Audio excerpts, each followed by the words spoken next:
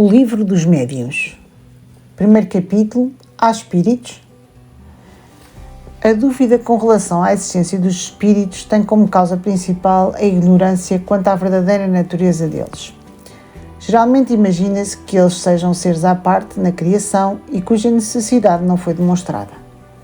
Muitas pessoas não os conhecem senão pelos contos fantásticos com que foram acalentadas, tal como conhecemos a história através dos romances, sem verificar se esses contos, livres dos efeitos ridículos, estariam fundamentados em alguma verdade. Unicamente o lado absurdo as toca, não se dando ao trabalho de retirar a casca amarga para descobrir a amêndoa. Elas rejeitam todo o conjunto, como fazem na religião aqueles que, chocados por certos abusos, misturam tudo na mesma reprovação. Qualquer que seja a ideia que se faça dos espíritos, essa crença é necessariamente fundada na existência de um espírito inteligente, além da matéria. Ela é incompatível com a negação absoluta desse princípio. Por isso, tomamos como nosso ponto de partida a existência, a sobrevivência e a individualidade da alma, da qual o espiritismo é a demonstração teórica e dogmática, o espiritualismo é a demonstração teórica e dogmática e o espiritismo é a demonstração patente. Esqueçamos por um momento as manifestações propriamente ditas e, raciocinando por indução, vejamos a quais consequências chegaremos. Desde que se admita a existência da alma e a sua individualidade após a morte, é preciso admitir também que, primeiro, que ela é de uma natureza diferente da do corpo, porque uma vez separada ela deixa de ter as propriedades deste.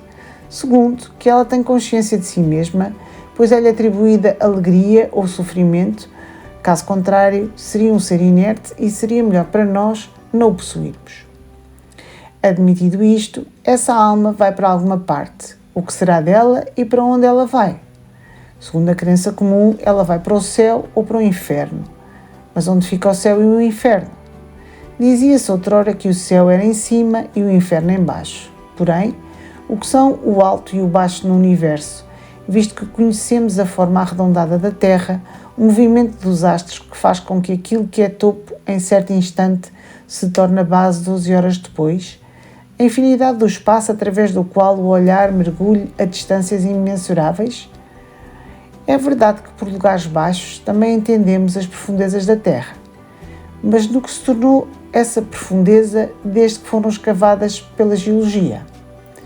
Além disso, o que aconteceu com essas esferas concêntricas chamadas céu de fogo, céu das estrelas, já que sabemos que a Terra não é o centro dos mundos, que o nosso próprio Sol não é mais do que um dentre milhões de sóis a brilhar no espaço e cada um deles constitui o centro de um turbilhão planetário? Qual a importância da Terra perdida nessa imensidade? Por qual privilégio injustificável este grão de areia imperceptível, que não se distingue nem pelo seu volume, nem pela sua posição, nem pelo papel particular, seria o único planeta povoado de seres racionais? A razão recusa-se a admitir semelhante inutilidade do infinito e tudo nos diz que esses mundos sejam habitados. Se são povoados, então eles fornecem o seu contingente para o mundo das almas. Porém, mais uma vez, o que se sucede com essas almas, já que a astronomia e a geologia destruíram as moradas que eram demarcadas para elas e, sobretudo, depois que a teoria, tão racional, da pluralidade dos mundos as multiplicou ao infinito. Como a doutrina da localização das almas não pode conciliar-se com os dados da ciência, outra doutrina mais lógica lhes atribui por domínio não um lugar determinado e circunscrito, mas o espaço universal. É todo um mundo invisível no meio do qual vivemos, que nos cerca e nos abraça sem cessar. Haverá nisso alguma impossibilidade, alguma coisa que repugne a razão? De modo algum. Ao contrário, tudo nos diz que não pode ser de outra maneira. Mas então, o que será das penas e recompensas futuras se lhes tirarem os lugares específicos? Notem que a descrença quanto ao local dessas penas e recompensas geralmente é provocada porque elas são apresentadas em condições inadmissíveis. Mas digam, ao invés disso, que as almas aurem de si mesmas a sua felicidade ou a sua desgraça, que a sua sorte está subordinada ao seu estado moral, que a reunião das almas simpáticas e boas é uma fonte de felicidade, que conforme o seu grau de purificação, elas penetram e entreveem coisas que se ocultam diante de almas grosseiras e todo o mundo compreenderá sem dificuldade. Digam ainda que as almas não alcançam o grau supremo senão pelos esforços que façam para se melhorarem e só depois de uma série de provações que servem para a sua depuração. Digam que os anjos são almas que chegaram ao derradeiro grau da escala, ao qual todos nós podemos atingir mediante a nossa boa vontade. Digam que os anjos são os mensageiros de Deus, encarregados de velar pela execução dos seus desígnios em todo o universo e que eles se sentem felizes com essas missões gloriosas e assim vocês darão à felicidade deles um objetivo mais útil e mais atraente do que aquele de uma contemplação perpétua, que não seria outra coisa senão uma perpétua inutilidade. Digam, enfim, que os demónios são simplesmente as almas dos ímpios, ainda não purificadas, mas que podem purificar-se igualmente às outras, e isto parecerá mais em conformidade com a justiça e a bondade de Deus do que a doutrina dos seres criados para o mal e perpetuamente devotados ao mal. Ainda uma vez mais, eis o que é mais severa razão, a mais rigorosa lógica e, numa palavra, o bom senso podem admitir. Ora, essas almas que povoam o espaço são precisamente aquilo que chamamos espíritos. Portanto, os espíritos não são outra coisa senão as almas dos homens, libertas da sua vestimenta corporal.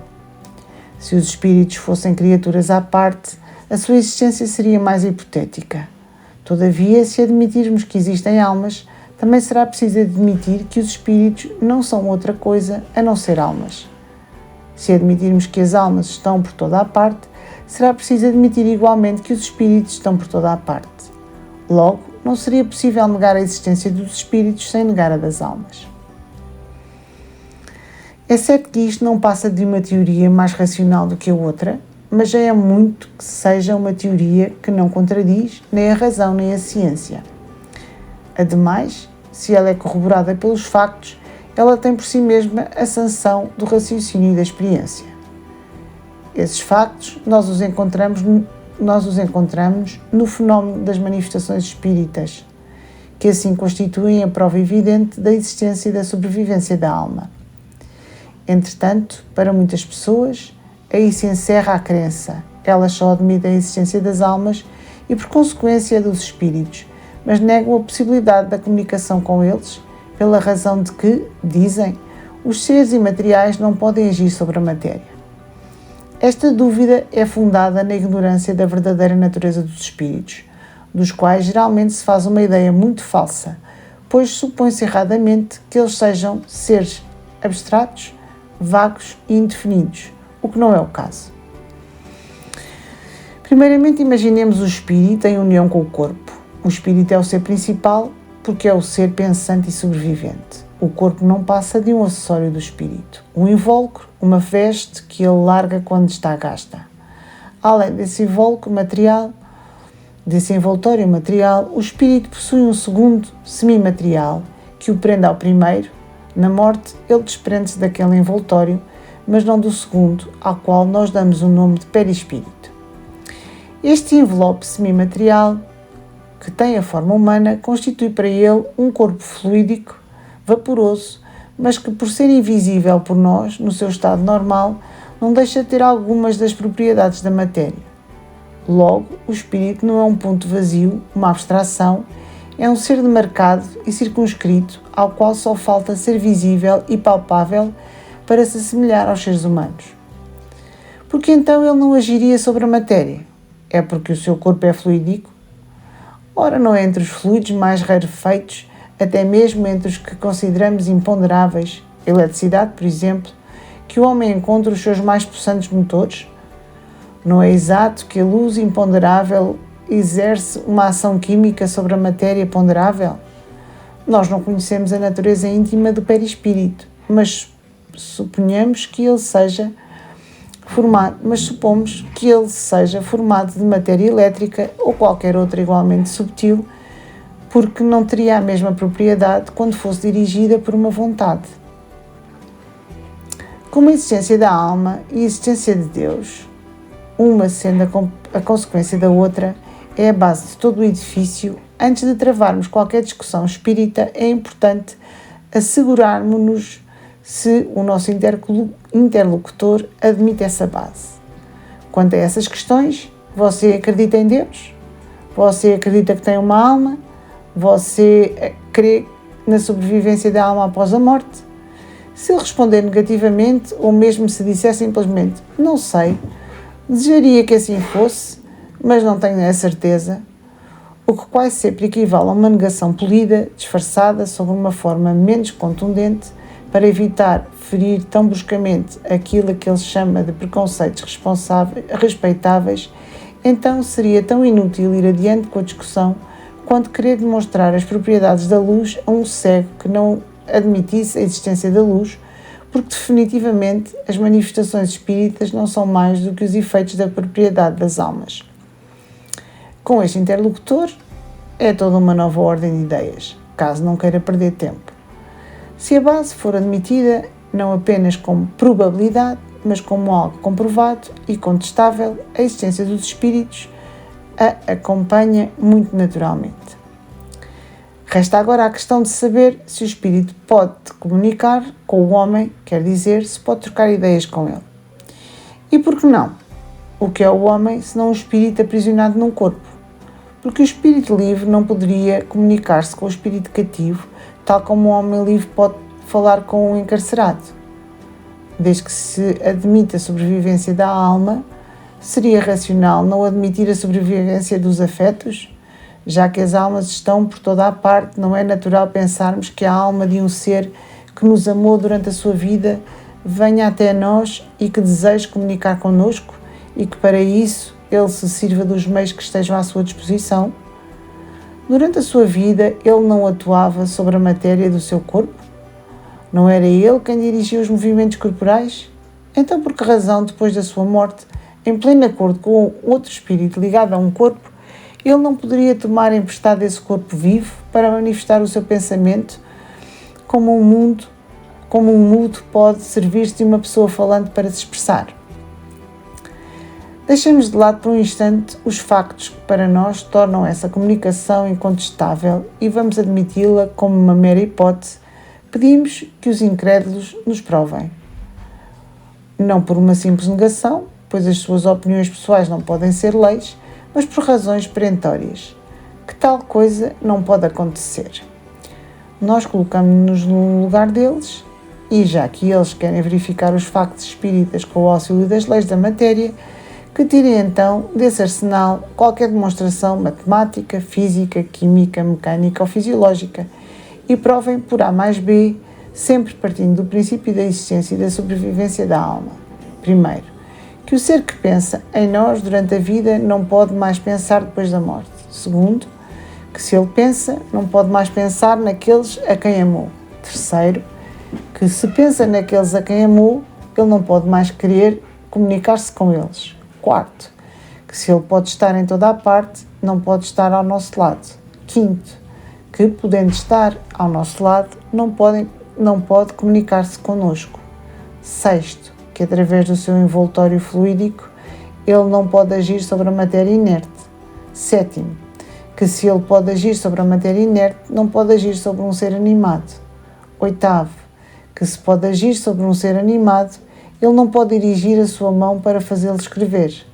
Nono, que podendo fazê-lo escrever, não pode responder às suas perguntas, nem transmitir-lhe os seus pensamentos. Quando os adversários do espiritismo nos tiverem demonstrado que isso não é possível, por meio de razões tão patentes quanto aquelas pelas quais Galileu demonstrou que não é o Sol que gira em torno da Terra, então nós poderemos dizer que as suas dúvidas são fundadas. Infelizmente, até hoje, toda a argumentação deles se resume nestas palavras: não creio, logo isto é impossível. Eles dirão com certeza que cabe a nós provarmos a realidade das manifestações. Nós lhes provamos isso pelos factos e pelo raciocínio, mas se não admitem nem um nem outro e se negam até mesmo o que conseguem ver, então é a eles que cabe provar que o nosso raciocínio é falso e que os factos são impossíveis.